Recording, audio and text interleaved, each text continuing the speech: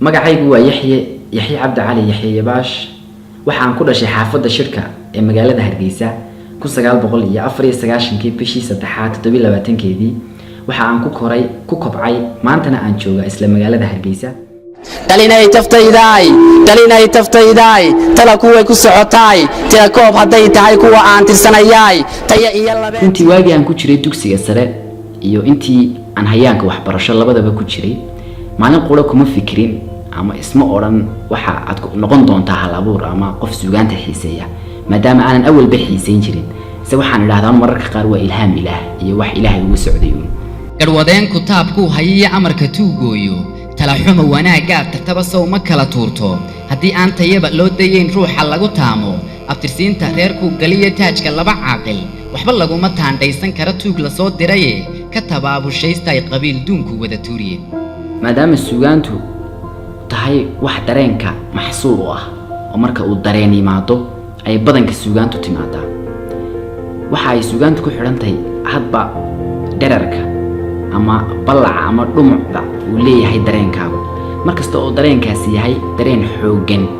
waa markasta oo gabaygaasi xooganaanayo dareenkaasi xilligu doonaha ku qabto habeen ha ku qabto aroor ha ku qabto gelin dambe ha ku qabto xilligu doonaha ku qabto muhiimad waxa weeyaan in dareen xoog leh ku qabto layaabada maansadayda malakii la yaabay kulay adigu la yaabtay layaabadan aan dhuraayo layaabse waxa la haaday layaabani maan ka qaadin layaabka wixii markii hal abuur kasta ama abwaan kasta ama qof kasta oo wax curiya waa inuu kaga duwanaada qofka kale ee dhigiisa isku waqtiga nool yihiin waa inuu wax kaga duwanaada tusaale ahaan hadii qofkaasi uu ka hadlo qabyaalada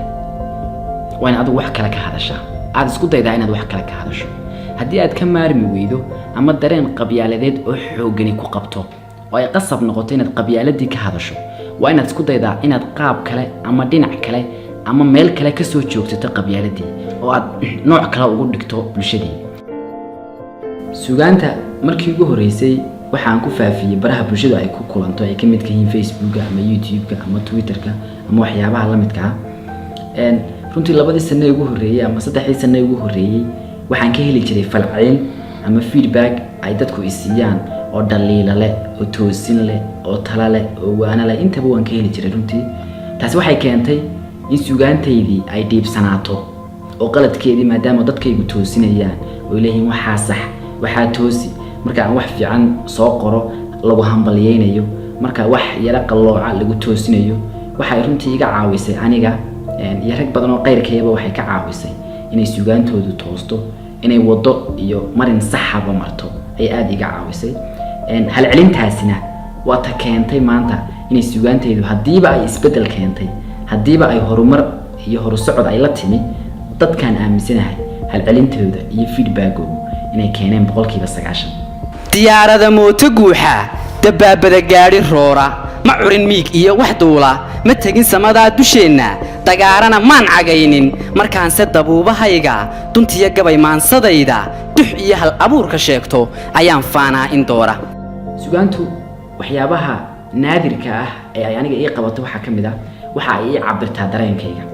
markasta oo ay dareenkayga cabirto markasta wax aan tabanayo iyo meel ii ololeysa aan 4 bayd iyo 3 bayd aan ku cabiro waxa aad xaqiiqatan moodaa in meeshii ololeysay la ibaqtiyay oo waxaan u isticmaalaa mararka qaar sida kiniinka oo kale oo kaarjabiya ii tahay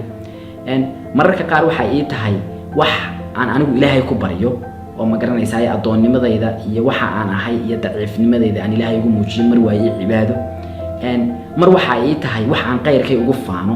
oo marka ninka qaalaad igu raado kanaan haystaa oo daarahan haystaa oo waxaan haystaa afkayga iyo dhaqankayga iyo suugaantayda iyo beedidkayga iyo maansooyinkaygu waxay yihiin bilada igu taxan oo runtii aan ku faano ku dhaato